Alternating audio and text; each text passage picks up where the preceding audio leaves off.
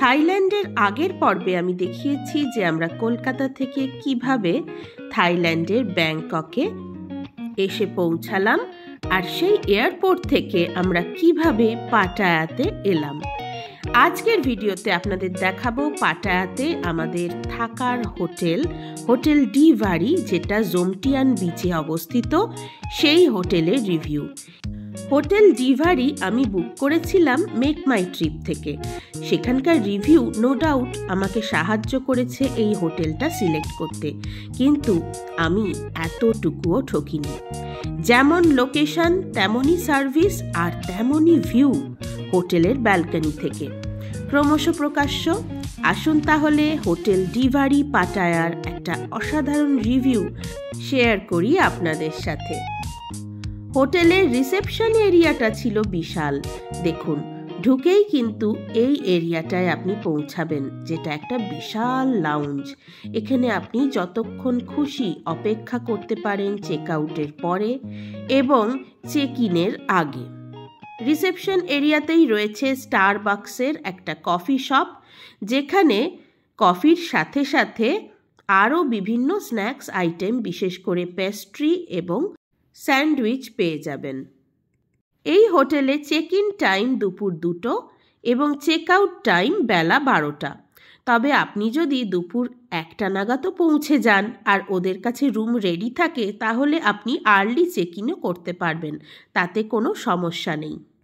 হোটেলের স্টাফদের ব্যবহার খুব ভালো ছিল এবং রুম সার্ভিসও আমরা যথাসময়ে পেয়েছি। শুধু একটাই সমস্যা, সেটা হলো ল্যাঙ্গুয়েজ ব্যারিয়ার।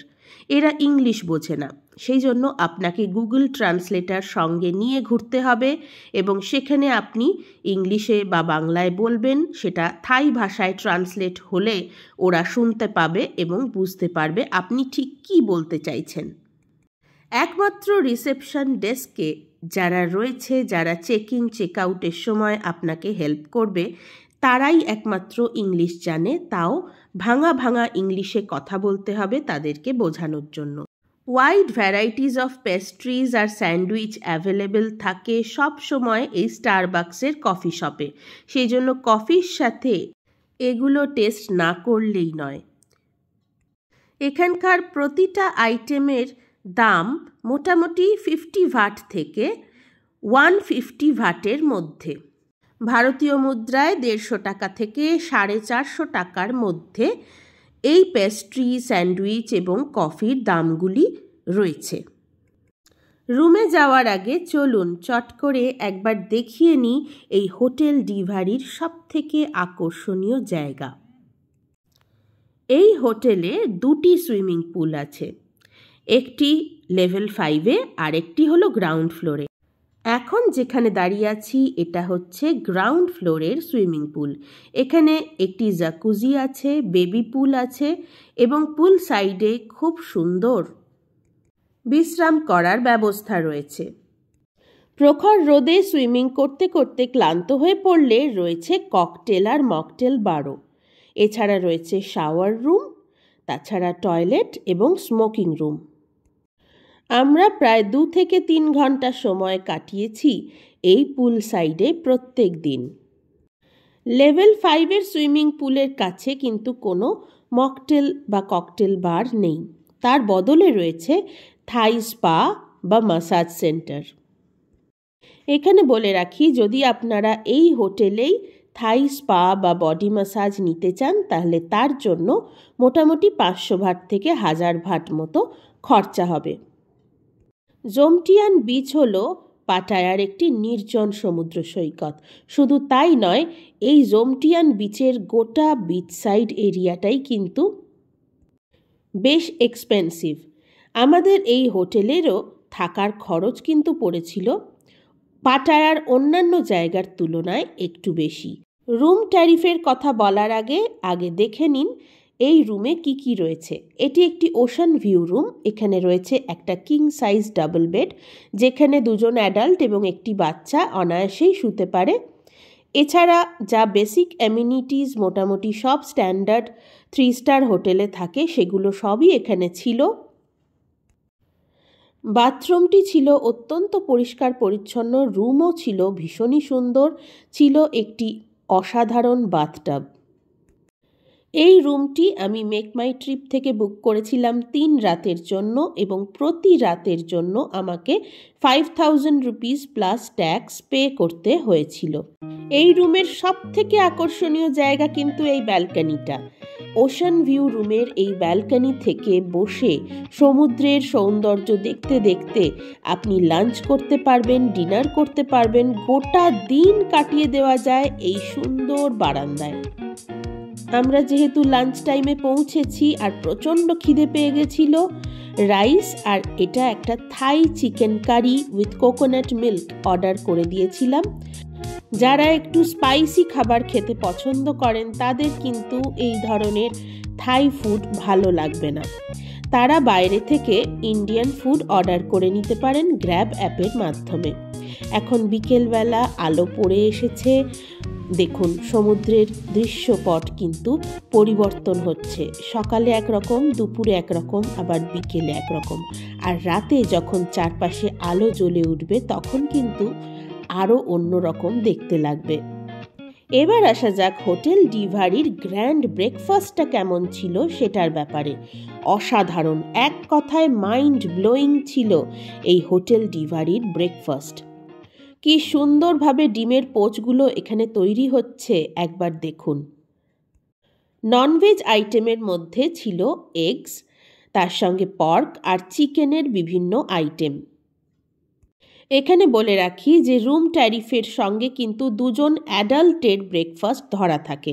আপনার সঙ্গে যদি বাচ্চা থাকে আর বাচ্চার বয়স যদি 6 বছরের বেশি হয় তাহলে কিন্তু আপনাকে বাচ্চার ব্রেকফাস্টের জন্য কিছু এক্সট্রা অ্যামাউন্ট পে করতে হবে। আমাকে রিভুর ব্রেকফাস্টের জন্য মোটামুটি 100 ভাট পার ডে পে করতে হয়েছিল। বিভিন্ন থাই খাবার দাবারের নাম মনে রাখা কিন্তু আমার পক্ষে সম্ভব হয়নি, তবে আমরা বেশ কিছু থাই ফুড ট্রাই করেছিলাম আর সেগুলো প্রত্যেকটাই ছিল অসাধারণ। এখন যে আইটেমটা দেখাচ্ছি সেটা হচ্ছে রাইস নুডলস বা মে ফুনের সাথে পর্ক। রাইস নুডলসের সঙ্গে থাকবে নানান রকম সবজি আর তার সঙ্গে পর্ক থাকবে, আর সেই পর্কেরই স্টক যেটা, সেই স্টকটা দিয়ে দেওয়া হবে, দিয়ে একটা সুপি নুডলস ওরা তৈরি করে দিচ্ছে। এটা আমি ট্রাই করেছিলাম, আমার কিন্তু বেশ ভালো লেগেছিল। মেন কোর্সে স্ক্র্যাম্বলড এগ, পোচ, এছাড়া ব্রেডের বিভিন্ন আইটেম তো রয়েছেই। আর এটা হলো সেই আইটেমটা, পর্কের যে স্যুপটা যেটা আমি টেস্ট করেছিলাম সেটা। এই হোটেলে মোর দ্যান 200 রুমস আছে, তাহলে বুঝতেই পারছেন অতগুলো মানুষকে অ্যাকোমোডেট করার জন্য একটা বিশাল ব্রেকফাস্ট হল রয়েছে এবং সেখানে সারি সারি ব্রেকফাস্ট বুফে রয়েছে। যেহেতু এখানে ইন্টারন্যাশনাল ট্যুরিস্ট অনেক বেশি আসে, সেই জন্য নানান রকম কন্টিনেন্টাল ডিশ ছিল থাই ফুডের সাথে। নানান রকমের স্যালাড থেকে শুরু করে অন্তত 5-6 রকমের ফ্রুটসেরও ভ্যারাইটি ছিল, মানে কাট ফ্রুটস। এছাড়াও ফ্রুট জুস, কফি, দুধ, কর্নফ্লেক্স এগুলো তো ছিলই। এত শর্ট ভিডিওতে সব কিছু আইটেম আপনাদেরকে আমি দেখিয়ে শেষ করতে পারবো না, সেই জন্য সিলেক্টেড কিছু জিনিস যেগুলো আমরা খেয়েছি সেগুলো দেখাচ্ছি। এটা হচ্ছে মাস্কমেলো, তার পাশে রয়েছে ওয়াটারমেলন, আর তার পাশে পাইনাপেল। এগুলো সবই কাট ফ্রুট। আমরা প্রত্যেক দিনই প্রচুর কাট ফ্রুট খেয়েছি, কারণ থাইল্যান্ড কিন্তু গরমের দেশ, তাই এখানে বাইরে ঘুরে বেড়াতে গেলে আপনার ঘামও কিন্তু হতে পারে, তার জন্য ফল খাওয়াটা কিন্তু খুব দরকারি। ফ্রেশলি বেক করা এই যে বানগুলো দেখছেন, এর মোটামুটি 6-7 রকমের ভ্যারাইটি ছিল, আর এর সাথে ছিল চিকেনের এই ধরনের আইটেম, যেটা কিন্তু নো ডাউট একটা ভীষণ মাউথ ওয়াটারিং জিনিস। আশা করছি হোটেল ডিভারির খাওয়া দাওয়া এবং পরিবেশ আপনাদের খুব পছন্দ হয়েছে। আমাদের কিন্তু দারুণ লেগেছে, কারণ হোটেলের সামনেই রয়েছে এই রকমই দিগন্ত বিস্তৃত গোল্ডেন বালির সমুদ্র সৈকত, আর সেখানে সকাল বিকেল হেঁটে বেড়াতে কিন্তু দারুণ লাগবে। এই চেয়ারগুলো কিন্তু খুব কম দামে ভাড়া পাওয়া যায়, আর সেই চেয়ার ভাড়া নিয়ে আপনি সমুদ্র সৈকতে অলসভাবে কাটিয়ে দিতে পারেন একটা গোটা বিকেল বা একটা গোটা সন্ধে। থাইল্যান্ড কিন্তু বিখ্যাত তার নাইট লাইফের জন্য। সারা দিন রোদ্দুরের তাপে আপনি বিশেষ লোকজনকে রাস্তায় দেখতে পাবেন না, কিন্তু ঠিক বিকেলের পর থেকেই পিলপিল করে কোথা থেকে যেন মানুষজন সব বেরিয়ে আসবে এবং তারা সবাই জেগে উঠবে। আমাদের হোটেলের লাগোয়াই এই ক্যাফেটা ছিল অসাধারণ। আমরা প্রত্যেক দিন বিকেলে এসে এই ক্যাফেটাতেই ঘাঁটি গাড়তাম। লাইভ মিউজিকের ব্যবস্থা ছিল এই ক্যাফেতে এবং বিকেল 5টা থেকে 7টা হলো হ্যাপি আওয়ার্স। এই হ্যাপি আওয়ার্সে আপনি যাই ড্রিঙ্কস নেবেন তার সঙ্গে একটা ড্রিঙ্ক ফ্রি পাবেন। খোলা আকাশের নিচে আর সি বিচের ধারে এমন ক্যাফে আপনি গোয়া বেড়াতে গেলে প্রায়শই দেখতে পাবেন। ঠিক গোয়ার মতোই একটা ভাইবস এখানেও আপনি পাবেন এই পাটায়ার জোমটিয়ান বিচে। এই ক্যাফের কোল্ড কফি এবং ওয়াটারমেলনের মকটেলও কিন্তু বেশ ভালো ছিল। আর স্ন্যাক্সের মধ্যে আমরা ট্রাই করেছিলাম grilled chicken with lemon and honey, সেটাও খারাপ ছিল না। প্রিয় মানুষের সাথে কোয়ালিটি টাইম স্পেন্ড করার জন্য আদর্শ হলো এই বিচ সাইড ক্যাফেগুলো পাটায়াতে। পাটায়ার ওয়াকিং স্ট্রিটের থেকে অনেক অনেক বেশি পিসফুল এই পরিবেশটা।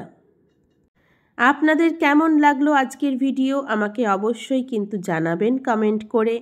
আর এই হোটেল ডিভারি বা পাটায়াতে জোমটিয়ান বিচে থাকা নিয়ে যদি কোনো কোয়েরিজ থাকে তাহলে অবশ্যই আমাকে কমেন্ট করবেন, আমি 24 ঘন্টার মধ্যেই উত্তর দেব। চট করে একবার মেনুটা দেখিয়ে দিই আপনাদের যে এখানে ঠিক খাবার দাবারের কীরকম দাম। রিভু কিন্তু দারুণ এনজয় করছিল এই ক্যাফেতে, কারণ লাইভ মিউজিক চলছিল ব্যাকগ্রাউন্ডে।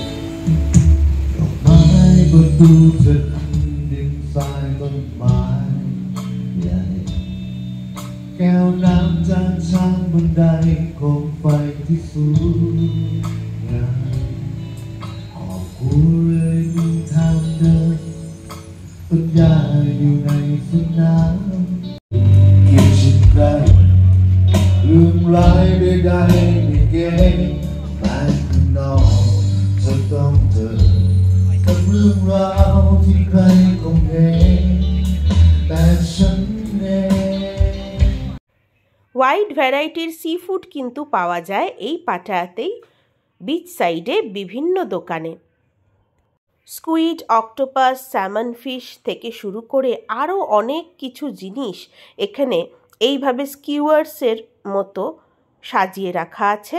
আপনি যেটা পছন্দ করবেন সেটাতে এরা সিজনিং দিয়ে গ্রিল করে আপনাকে গরম গরম সার্ভ করবে।